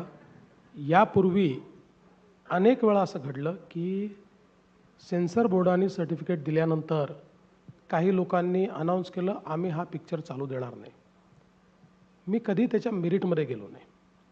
माझं म्हणणं स्पष्ट असतं, सेन्सर बोर्डाने जर सर्टिफिकेट दिलं आहे तर तो सिनेमा चालला पाहिजे. आणि तुम्हाला आवडला नाही तर कोर्टात जा, कुठल्याही लिगल फोरमला जा, लिगल फोरममध्ये जाऊन त्याला अडकवा, पण चालू देणार नाही हे योग्य नाही. त्यामुळे गेल्या म्हणजे जितके काळ मी गृहमंत्री आहे तितक्या काळात अशी ज्या वेळेस वेळ आली आम्ही चालू देणार नाही, त्यावेळी मी ती चित्रपटांना त्या ठिकाणी संरक्षण देऊन चालवलं. माझं असं मत आहे की कायद्याने तुम्ही कुठलाही प्रतिवाद करा, म्हणजे हातात कायदा घेऊन जर प्रतिवाद असेल तर माझ्यातला गृहमंत्री जागा होईल आणि तो त्या ठिकाणी ॲक्शन घेईल. तुम्ही गृहमंत्री म्हटलं तर मला हा मुद्दा आठवला. हल्लीच एक आरोप झाला आहे तुमच्यावर की पुण्यात अनेक गुन्हेगारांना उमेदवारी दिली गेली आहे. तर एक गृहमंत्री म्हणून तुम्हाला ह्यावर काय प्रतिक्रिया व्यक्त करावीशी वाटते? नाही, हे मला असं वाटतं की कोणाला तरी आवडलाय प्रश्न. नाही, सगळ्या पुणेकरांना आवडलेला प्रश्न आहे हा. आणि मलाही हा प्रश्न पडलेला आहे की यांना उमेदवारी देण्याची आवश्यकता काय आहे. इतके 60 लाख पुणेकर आहेत, त्या 60 लाख पुणेकरांमध्ये अशीच माणसं का मिळाली हाही प्रश्न आहे. खरं तर मला कधी कधी असं वाटतं की आपण एकीकडे सगळे म्हणतो गुन्हेगारी संपली पाहिजे, सगळ्यांच्या मनात आहे. अनेक वेळा तर मी भाषणं ऐकली आहेत की पुण्यातली कोयता गँग संपवा, पुण्यातली गुन्हेगारी संपवा, पुण्यातली गुन्हेगारी संपली नाही तर मी पोलीस आयुक्त तुमच्यावर कारवाई करीन. अशी भाषणं केल्यानंतर मग त्याच गुन्हेगारांना तिकीटं द्यायची आणि त्यांच्या समर्थनार्थ बोलायचं, हे किती चुकीचं आहे. अतिशय मला असं वाटतं की हे पुणेकरांना बिलकुल आवडणार नाही. तुम्ही त्यातनं काही मार्ग काढा. बघा, मी तर या निवडणुकीत ठरवलं आहे कुठली टीका करायची नाही, मी टीका पण करत नाही. पण एक कुठेतरी माझ्यातल्या गृहमंत्र्याला देखील असं वाटतं की चाललं काय आहे की एकीकडे तुम्ही जर सांगताय की गुन्हेगारी संपली पाहिजे आणि दुसरीकडे गुन्हेगारांना तिकीटं आपण देतो आहोत आणि मग त्याच्यामध्ये या पार्टीत तो गेला आहे म्हणून दिला आहे आणि त्यांच्याशी अलायन्स आहे, या सगळ्या गोष्टीला अर्थ नाही आहे. मी तर असं म्हणेन की म्हणजे ही जी काही पद्धती आहे ना, तो एक गालिबचा शेर आहे की ता उम्र गालिब मैं यही भूल करता रहा, धूर चेहरे पर थी और आईना पोछता रहा. अशा पद्धतीचं हे आहे की आपण इकडे गुन्हेगारीवर बोलायचं आणि तिकडे गुन्हेगारांना तिकीटं द्यायची. मला असं वाटतं योग्य नाही आहे. गुन्हेगार निवडून आले तरीही जर ते गुन्हेगार असतील तर त्यांची जागा महानगरपालिका नसेल, ती जेलच असेल. फक्त तिकीटं देणं नाही, आय थिंक थोडंसं एम्पॉवरिंग पण होतं पुण्यात गुन्हेगारांचं. रस्त्यावरती 5-10 लोक दंगा करत असतील रात्री, तर आता हिंमत होत नाही त्यांना जाऊन असं सांगायची की तुम्ही हे रेसिडेन्शियल एरियामध्ये करू नका, कारण त्यांचा कोणाचा तरी कोणीतरी असतो. तर नाही, काळजी करू नका, या सगळ्यांची कंबर मोडणार आहे, कोणाला सोडत नाही. आपण अगदी शेवटाकडे आलो आहोत. 5च मिनिटं आहेत आपल्याला. अजिबातच हा कार्यक्रम वाढवता येणार नाही आहे, वेळच असा आहे. तर एक रॅपिड फायर प्रथेप्रमाणे करायलाच हवं नाही का? चला तर मग. दादा कोण? चंद्रकांत दादा की अजित दादा? पक्षामध्ये चंद्रकांत दादा, सरकारमध्ये अजित दादा. नाटक की सिनेमा? सिनेमा. कारण नाटक पाहायला वेळ कमी मिळतो, सिनेमा अर्ध्या रात्री डाउनलोड करून पाहता येतो. डेक्कनचं वैशाली का रुपाली? असं आहे की आपण पाणीपुरी सेवपुरी वाले लोक आहोत, त्यामुळे वैशालीच. वा. गणेशोत्सव पुण्यातला का मुंबईतला? गणेशोत्सव पुण्यातला.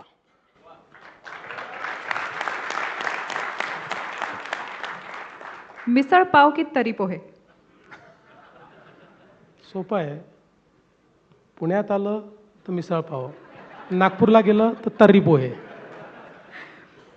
मातोश्री मधली दारं आता उघडणार आहेत, तर निवडणूक झाल्यावर आधी कुठल्या भावाकडे चहा प्यायला जाणार, राज का उद्धव? नाही, असं आहे की मातोश्रीतली दारं माझ्याकरता बंद झाली होती. मी प्रयत्न केला तरी ती उघडली नाही. परवा आता कुठल्या तरी मुलाखतीमध्ये उद्धवजी असं म्हणाले की या ठिकाणी मातोश्रीवर टीका करणं सोडलं तर देवेंद्र करता मातोश्रीची दारं उघडी होतील. मी कधीच मातोश्रीवर टीका केली नाही. मी माझ्या टीकेचा स्तर नेहमी ठेवतो. पण मला आता त्यांना एकच सांगायचं आहे, माझ्याकरता महाराष्ट्रातल्या जनतेच्या हृदयातली दारं आता उघडलेली आहेत, त्यामुळे दुसऱ्या दाराची लालसा मला राहिलेली नाही. बाकी चहा प्यायला बोलवलं तर मी कोणाला नाही म्हणत नाही. 2-4 दिवस आता आमची त्या ठिकाणी एकमेकाच्या विरुद्ध सगळं चालेल, पण मी 16 तारखेनंतर कोणाहीसोबत चहा पिऊ शकतो, काही अडचण नाही. तुमच्या स्तरावर काम करणारे सगळे जे राज्यकर्ते असतात त्यांना हे शक्य होतं बऱ्याचदा, हे हेवेदावे संपतात आणि मग सगळं बरोबर होतं, छान होतं. पण अगदी ग्रासरूट लेवलला काम करणारे कार्यकर्ते बऱ्याचदा हे डिफरन्सेस विसरू शकत नाहीत. आणि गेल्या काही दिवसांमध्ये आपण हे पाहिलं आहे की बऱ्याच कार्यकर्त्यांचं मन दुखावलं गेलं आहे. अनेक वर्ष निष्ठावंत असलेले तुमच्या पार्टीचे कार्यकर्ते काही खुश आहेत, काही नाही आहेत. तर शेवटच्या काही प्रश्नांमध्ये मला तुम्हाला असं विचारायचं आहे की तुमच्या पुण्याच्या भाजपाच्या कार्यकर्त्यांना काय सांगाल? बघा, हे राजकारणाचं क्षेत्रच असं आहे, कभी खुशी कभी गम. त्याच्यामुळे राजकारणामध्ये मी नेहमी असं सांगतो की the biggest virtue is patience. पेशन्सशिवाय इथे काही नाही. 10 गोष्टी मनासारख्या होतात तर 20 गोष्टी मनाविरुद्धही होतात. पण तरी देखील या क्षेत्रामध्ये आपल्याला जर टिकायचं असेल तर पेशंटली काम करत राहावं लागतं. आता या निवडणुकीच्या निमित्ताने आमच्यासमोर मोठा प्रॉब्लेम काय आला, 17ला निवडणूक झाली होती. प्रत्येक निवडणुकीनंतर एक नवीन पिढी तयार होते. 17 नंतर एक नवीन पिढी तयार झाली, ज्याला 22ला निवडणूक लढवायची होती, 22ला निवडणूकच झाली नाही. 22पासून एक अजून नवीन पिढी तयार झाली आणि दोन्ही पिढ्या एकत्रितपणे 26च्या निवडणुकीत आम्हाला लढायचं आहे या दृष्टीने त्या ठिकाणी तयार होत्या. दुसरं असं आहे की अनेक वेळा एकेका प्रभागामध्ये 3-3, 4-4 चांगली मंडळी असतात, निष्ठावंत असतात. आणि मग प्रश्न हा पडतो की एका निष्ठावंताला दिलं तरी 3 निष्ठावंत तर राहून जातात आणि मग त्यांना असं वाटतं की आमच्या निष्ठेत काय कमतरता आहे. बरं, आमच्याकडे अजून तरी अशी फुटपत्ती आली नाही किंवा असं मापही आलं नाही किंवा आर्टिफिशियल इंटेलिजन्सही तयार झालेला नाही कुठला टूल की कोण जास्त त्याच्यामध्ये बाबा आहे हे आपलं शोधून काढायचं, निष्ठावंत कोण जास्त निष्ठावंत आहे हे शोधण्याचा कुठला टूल नाही आहे. तेव्हा कोणालाही आपण एकाला तिकीट दिली की बाकी तिघांना वाटतं आमच्या निष्ठेत काय कमतरता होती, आम्ही इतके वर्ष काम केलं, आम्हाला काय नाही दिलं. दुसरं एक अजून असतं, इलेक्शनमध्ये अनेक वेळा इलेक्टिव्ह मेरिट हा देखील विषय असतो. आपण जेव्हा कॉम्पिटिंग अशा प्रकारच्या व्यवस्थेमध्ये आहोत त्यावेळी कधीकधी चॉईस असतो प्रचंड निष्ठावंत कार्यकर्ता आणि निवडून येणारा कार्यकर्ता. त्यावेळी दुर्दैवाने आजच्या जगामध्ये निष्ठावंतापेक्षा निवडून येणारा हा अनेकदा उजवा ठरतो. आणि मग अशा परिस्थितीमध्ये हे खरंच आहे की हा अन्याय होतो. म्हणून मी इतके वर्ष आता निवडणुका लढवतो आहे. दर निवडणुकीतला एक अनुभव आहे की काही जवळचे लोक दूर जातात, काही लोक अबोला धरतात, काही लोक 3-3 वर्ष बोलत नाहीत. पण मी आपला प्रयत्न करून शेवटी त्यांच्याशी संवाद साधून त्यांच्याशी आपली मैत्री पुन्हा मी स्थापन करत असतो. शेवटचे 2 प्रश्न आहेत. क्वचितच असा नेता बघायला मिळतो जो राजकीय हेवेदावे, पक्षाच्या पातळीवरचे पॉलिटिक्स ह्या सगळ्याच्या पलीकडे जाऊन एक व्यापक दृष्टीने डेव्हलपमेंटकडे, इकॉनॉमिक डेव्हलपमेंटकडे बघतो आणि अशा काही गोष्टी करून ठेवतो ज्या आपल्याला अनेक वर्ष लक्षात राहतात. तो माझ्या मते पॉलिटिशियन किंवा राजकारणी न राहता एक स्टेट्समन होतो. तर असं पोटेन्शियल असलेले नेते आम्ही तुम्हाला समजतो. तर काय वाटतं तुम्हाला याबद्दल? तुम्ही समजता त्याबद्दल मी तुमचे आभार मानतो. तसा होण्याचा प्रयत्न निश्चितपणे आहे. कारण मला असं वाटतं की नेता कोणाला म्हणायचं, माझी डेफिनेशन अगदी स्पष्ट आहे. नेता तो आहे जो अनेकांना इन्स्पायर करू शकतो आणि नेता तो आहे जो 20 वर्ष पुढचं पाहू शकतो. या 2 गोष्टी जर तुमच्यामध्ये असतील तर तुम्ही नेतृत्व करू शकता. त्यामुळे हा माझा प्रयत्न असतो की आपल्या कामातनं, आपल्या व्यवहारातनं लोकांना इन्स्पायरी करता आलं पाहिजे आणि आपल्याला 20 वर्ष पुढचं पाहता आलं पाहिजे, त्याकरता प्लॅन करता आलं पाहिजे. हे जर जमलं तर स्टेट्समन होईल, नाही तर नेता राहील. शेवटचा प्रश्न अगदीच आपण थोडेसे वेळेच्या पुढे आहोत, पण पुणेकरांच्या तुमच्याकडनं काय अपेक्षा आहेत हे तर तुम्हाला एव्हाना कळलं असेल. माझ्याकडे तसे काही प्रश्नही होते. तुमच्या पुणेकरांकडनं काय अपेक्षा आहेत आणि तुम्ही पुणेकरांना या निवडणुकीच्या साठी काय सांगाल? 2च अपेक्षा.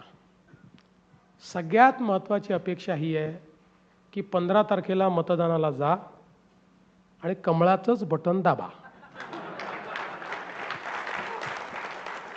आणि दुसरी छोटी अपेक्षा जी माझ्या पक्षासहित सगळ्यांकडे आहे, पुण्यामध्ये लागणारे होर्डिंग जरा कमी करा आणि इल्लीगल होर्डिंग तर लावूच नका.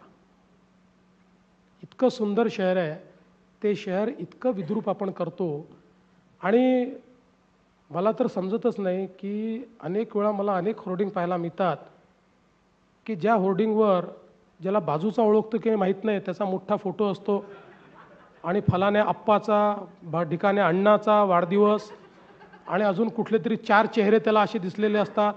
त्यातला एखादा चेहरा अशी जाड सोन्याची चेन घातलेला चेहरा असतो. हे जे काही आहे ते थोडं आता कंट्रोलमध्ये आलं पाहिजे. आपल्याकडे अजून वेळ आहे. मला अधिकाऱ्यांनी सांगावं असेल तर मी अजून प्रश्न विचारते आणि नाही तर मला असं आपण वाटतं 10 वाजले आहेत. गृहमंत्री आपणच बसला नको उल्लंघन करायला ना. गृहमंत्र्याला उल्लंघन करता येत नाही. ठीक आहे. धन्यवाद पुन्हा एकदा. थँक्यू. खूप खूप आभार. थँक्यू.